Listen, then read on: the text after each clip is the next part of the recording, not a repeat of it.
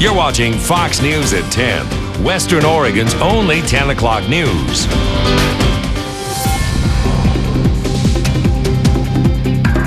And good evening, everyone. Thanks for joining us for Fox News at 10. I'm Natasha Chughtai. A Monroe woman is recovering tonight from a farming accident that tore off both of her arms. It happened last Friday morning. Alyssa Harrington spoke with some family and friends on the phone and has more. Alyssa? Well, Natasha, family and friends tell me 38-year-old Shelly Durant just woke up today from surgeries and from being on sedatives since that accident that happened on Friday. Doctors did have to amputate both of her arms. Here's a photo we found of Durant and her MySpace page. Durant was digging holes in her sister's yard using an auger like the one you see here, connected to this tractor.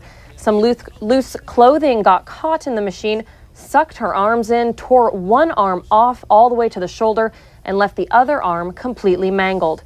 Doctor did have to amputate both.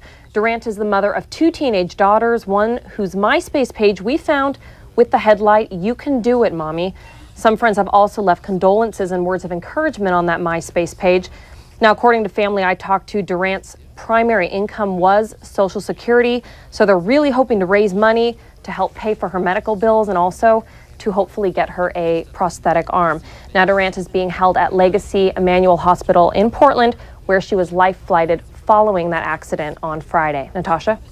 Now, we have a reporter who will speak with family tomorrow, but for folks who want to donate today, a fund is set up under Shelly Durant's name at U.S. Bank and at Sterling Silver Bank. We want to show you pictures of a couple kids who stole a wheelchair from a disabled woman. This is video of the kids walking into the Volunteers of America thrift store in Gresham. Police say they're both about 13 years old. One of them brazenly sits in the woman's wheelchair, rolls it around inside the store. Then, if you can believe this, takes it right past the cashier and out the front door. The wheelchair belongs to Pamela Prather. What did that chair mean to you? Everything. It was my car. I went to everywhere. Shopping, doctor's appointments, laundry, you name it. Everywhere I went, I would ride it on TriMet. Take a good look at the two kids. If you recognize them or see the stolen wheelchair, please call police.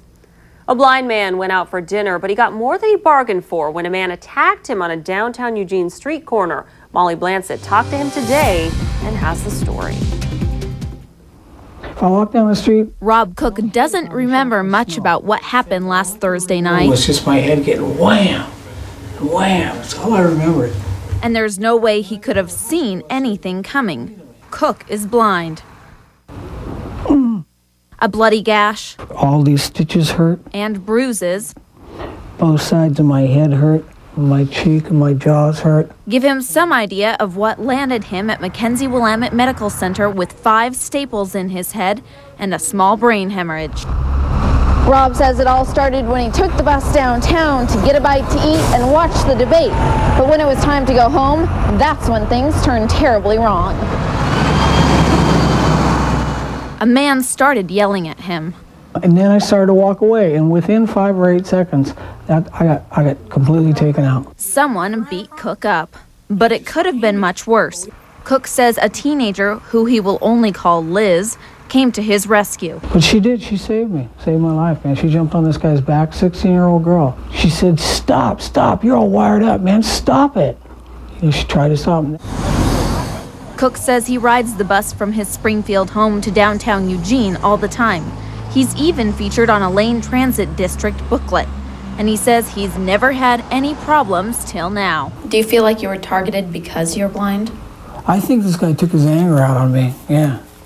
He was just creating a nuisance for something to do. There we go. Despite the terrifying attack, Cook tells me nothing will keep him away from the city that he so loves. I'm Molly Blancett reporting. The Eugene Police Violent Crimes Unit is investigating the assault, but they need your help. The suspect is 5 feet 9 inches tall, 18 to 20 years old. He was seen wearing large, heavy lace-up boots, and he might have braces. If you have any information on the beating, please call police. We talk a lot about the sliding housing market, but the big story in Portland today is a sliding house. Check this out. A house broke free from its foundation this morning and slid at least 100 feet down a hillside in Portland. Neighbors say they thought it was an earthquake. No one was hurt.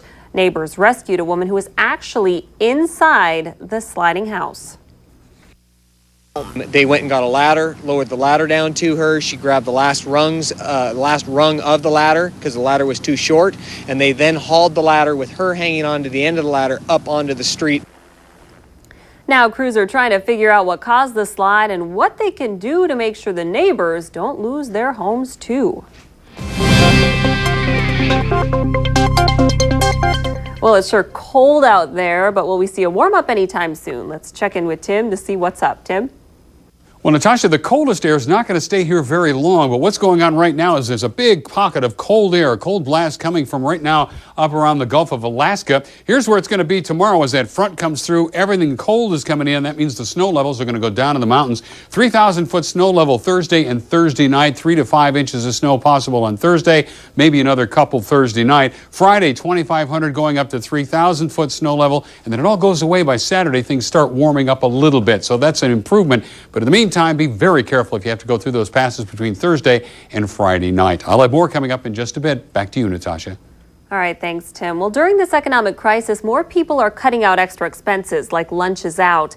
Many restaurants say business is slow right now. Some are cutting employee hours to make up for it.